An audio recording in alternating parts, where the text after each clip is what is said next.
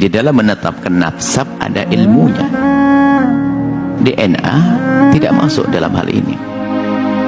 Dan justru bahaya sekali kalau sudah orang masuk pembahasan-bahasan seperti ini. Urusan nasab jangan dihubungkan dengan urusan DNA. Sebab kalau DNA itu nggak kenal akad nikah, biarpun nggak nikah, DNA bisa saja nyambung, nggak ada pernikahan. Sementara di dalam Islam ada namanya pernikahan. Halo, apa kabar teman-teman semua? Semoga baik-baik saja.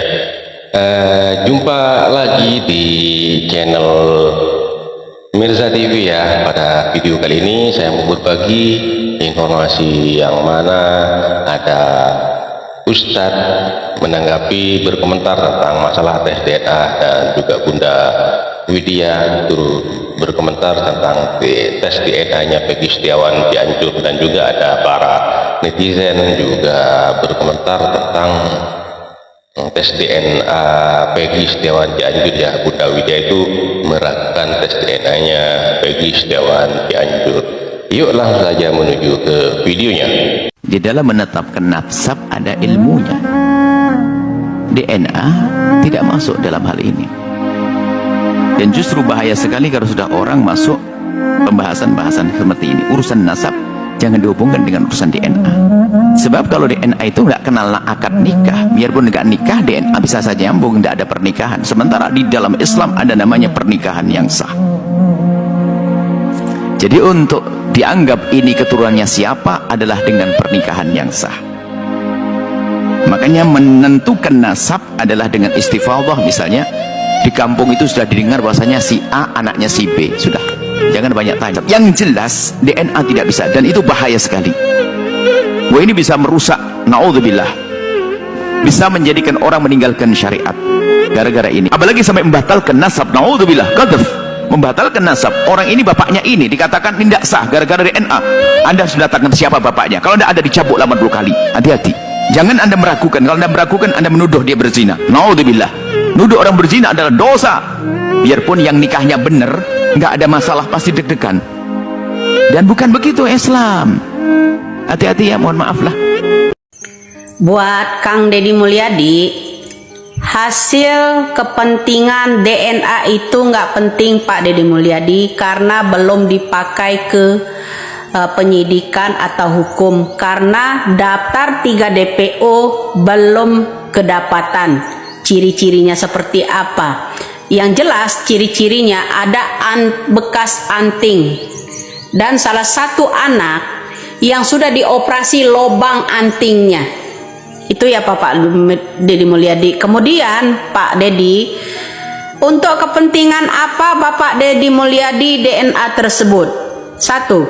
Kedua, janggalnya DNA Pak Deddy, umur yang namanya Elis itu jauh berbeda dengan saya. Saya aja kelahiran 70. Anak saya udah kerja udah gede. Setua mungkin, kalau yang namanya kelahiran 97 dari 60, berapa tahun jarak ibu dengan kelahiran anak Pak Deddy? Berapa tahun? Berapa tahun Pak Deddy? Dari tahun 97 ke 1960 itu berapa tahun baru punya anak? Masih semudah itu, hebat yang namanya Ibu Elis Pak Deddy. Ibu Elis itu hebat karena kelahiran tahun 60 ya, baru punya anak tahun 97. Hebat, nggak ada yang lebih hebat di Indonesia Pak Deddy Mulyadi ya. Atas dasar kepentingan apa? Untuk penyidikan siapa DNA itu? Ya, saya udah bilang jangan lakukan itu dulu, maka Anda akan keblunder sendiri. Karena apa? Saya ngotot itu berdasarkan ada sesuatu yang janggal. Kenapa? Kelahiran seorang Ibu Elis itu 1960, yang sebenarnya istri Pak Cecep itu kelahiran 1960 itu yang mana Pak Deddy Mulyadi? Tolong jelaskan kepada publik ya Pak Deddy Mulyadi. Yang tadinya saya dukung Anda karena Anda blunder, belusukan kemana-mana. Jadi begini Pak Deddy Mulyadi, hitung secara logika sehat Pak Deddy Mulyadi. Jangan hanya bikin konten kalau mau jadi yang namanya Bapak Gubernur Jawa Barat. ya. Kalau mau jadi Bapak Gubernur Jawa Barat Bapak Deddy Mulyadi, jangan ngeblunder. Kenapa? Hitung angka kelahiran dari 1960 ke 1997. Pak Deddy Mulyadi harus mengetahui itu. Tes DNA yang macam apa yang begini? Itu tidak dibutuhkan seandainya ya Pak Deddy Mulyadi, ya. Kasus ini DNA ini untuk kepentingan penyidik, untuk sebagai saksi, karena dia belum dianggap sebagai saksi. Dia belum dinyatakan saksi, belum dinyatakan pelaku. Atas dasar apa Bapak Deddy Mulyadi, kepentingan apa DNA ini? Dan janggalnya yang namanya DNA Bapak Mulyadi, sejenius-jenius orang membuat DNA ini Pak Deddy Mulyadi, ya, tidak dengan tahun kelahiran. Jangan bilang kalau salah ketik, jangan bilang kalau salah ketik, ya Pak Deddy Mulyadi, ya. Jarak antara kelahiran tahun 97 dengan tahun 96 udah setua apa? Itu aja, salam logika sehat aja, ya.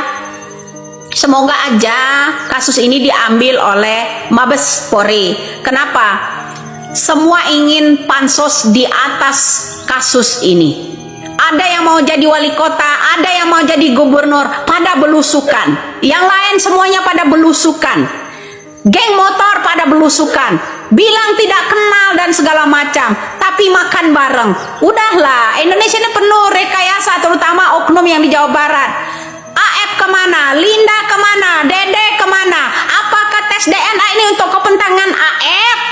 Atau untuk kepentingan Linda? Atau Dede? Atau yang lainnya? Untuk kepentingan apa? Atau untuk kepentingan karena gait suara mau jadi gubernur? Gua jujur aja, ya, mendingan nggak usah carmuk dulu deh.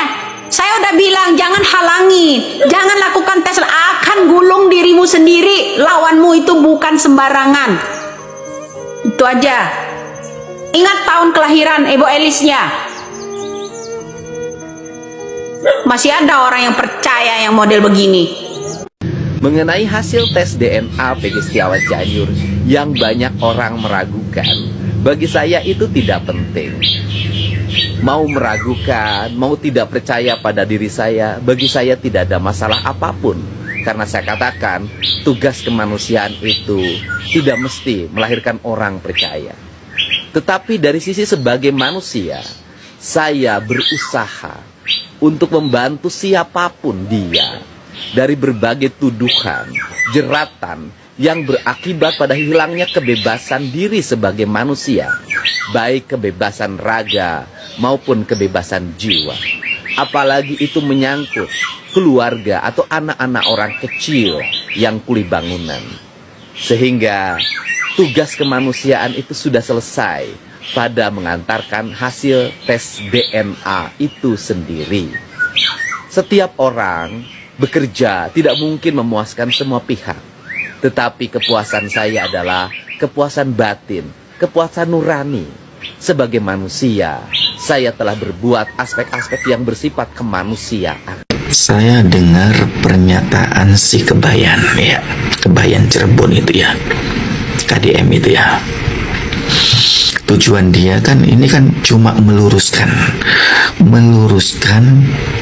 anaknya Kang Cecep supaya tidak disangkut pautkan. Jadi tujuannya awal ini si Kebayan ini bukan mencari DPO sebenarnya, ini cuma meluruskan supaya anaknya Pak Cecep ini tidak disangkut pautkan sebagai DPO. Nah di sini kita berpikir ya, berarti Kebayan ini tidak mau sebenarnya si anaknya Cecep ini disangkut pautkan. Jadi kalau menurut Pak Ustadz ini, kalau emang orang itu diragukan, harusnya ya harus dites DNA. Kalau hasil tes DNA-nya itu cocok, walaupun orang itu di luar nikah, hanya nikah di bawah tangan misalnya itu tetap sama. Jadi tes DNA antara anak, ibu dan bapak itu walaupun di luar nikah itu hasilnya tetap sama ya teman. Jadi kalau ya benar, kalau sudah tes DNA itu kalau cocok semua antara bapak, ibu dan anak itu ya berarti itu betul-betul anaknya gitu ya teman-teman.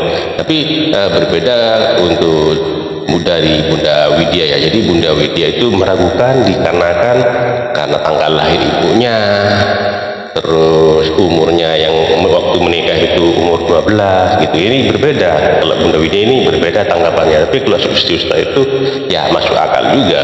Kalau Bunda Widya ini berbeda karena waktu itu menyebutkan tanggal lahirnya berapa, tahun berapa gitu, ada kesalahan itu wajar lah, kalau seperti itu wajar. Cuman kalau masalah tes DNA antara ibu, bapak dan anak, kalau semuanya cocok kalau menurut Ustaz ini ya itu yang benar gitu. Dan juga para netizen juga ikut berkomentar tentang tes DNA Peggy Setiawan Cianjur, anaknya Pak Cecep dan Bu Elis ini ya teman-teman. Jadi netizen itu juga ikut berpendapat, ikut berkomentar tentang tes DNA-nya Peggy Setiawan Cianjur ini ya teman-teman. Jadi kalau misalnya teman-teman punya pendapat yang lain, silakan teman-teman tulis di kolom komentar ya teman-teman, apa pendapat teman-teman tentang tes DNA Peggy Setiawan Cianjur ini ya. Oke, terima kasih buat semuanya. Mohon maaf apabila ada kata-kata yang salah, yang kurang berkenan, mohon dimaafkan. Dan buat teman-teman yang baru menemukan channel ini, mohon dukungannya dengan cara subscribe, like, comment, and share, dan nyalakan loncengnya agar tidak ketinggalan video-video menarik lainnya. Terima kasih. Sampai jumpa di video selanjutnya. Wassalamualaikum warahmatullahi wabarakatuh.